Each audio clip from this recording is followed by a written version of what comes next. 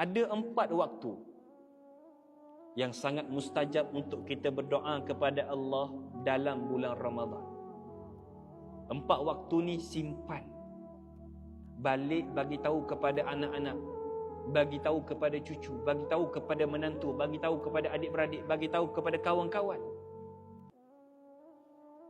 Waktu yang pertama yang mustajab berdoa dalam bulan Ramadan adalah ketika mana masuk waktu sahur. Kenapa mustajab waktu sahur? Kerana ketika itu manusia sedang tidur, manusia sedang mamai, manusia sedang tidak ingin beribadah. Hanya sedikit saja yang beribadah. Waktu itulah paling mustajab berdoa kepada Allah.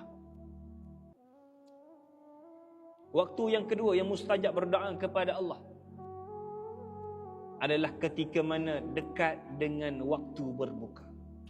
Kalaulah waktu berbuka 7.30, 7:29 lagi berkat, lagi mustajab.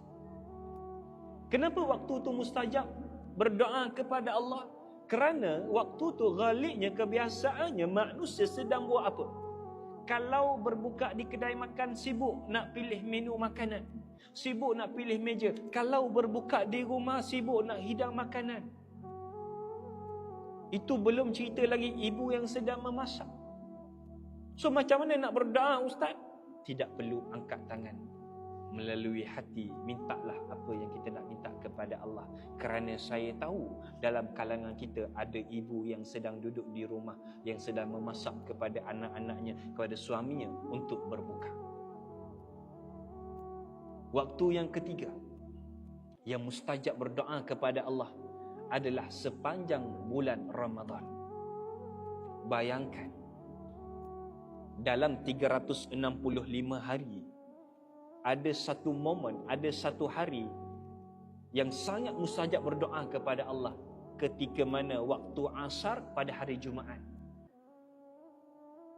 Sangat mustajab. Tapi dalam bulan Ramadan tak perlu masuk hari Jumaat selepas asar nak berdoa kepada Allah. Kerana satu bulan Ramadan itu sangat mustajab untuk kita berdoa kepada Allah. Waktu yang keempat sudah tentu pada malam Lailatul Qadar. Malam Lailatul Qadar ini sangatlah susah untuk kita cari. Tapi kalaulah kita ada satu azam, ada satu niat, wahai Allah, izinkan kami pada tahun ini bertemu dengan Lailatul Qadar. Ada satu azam yang tinggi, ada satu mujahadah yang tinggi, ada satu perasaan yang tinggi nak masuk dalam Lailatul Qadar, Allah akan ilhamkan, Allah akan jentik hati kita. Barangkali pada malam tu Lailatul Qadar, tiba-tiba Allah memberikan perasaan semangat berbuat-buat nak beribadah. Tiba-tiba pada malam tu iman kita jadi meningkat, lebih tinggi daripada imam yang menjadikan iman. Tinggi sangat iman kita pada malam tu, tiba-tiba jangan lepaskan. Kalau tiba-tiba ada rasa nak beribadah pada malam tu, jangan kita lepaskan peluang. Barangkali malam itulah malam Lailatul Qadar, dan dengan cara itulah Allah jentik hati kita. 4 waktu yang mustajab. Dan ada satu lagi tambahan, bonus. Yang kelima yang mustajab yang berdoa kepada Allah adalah setiap waktu asar sampai ke waktu maghrib. Sangat mustajab. Every single day sangat mustajab. Kenapa waktu itu mustajab? Orang dekat mana pada waktu itu?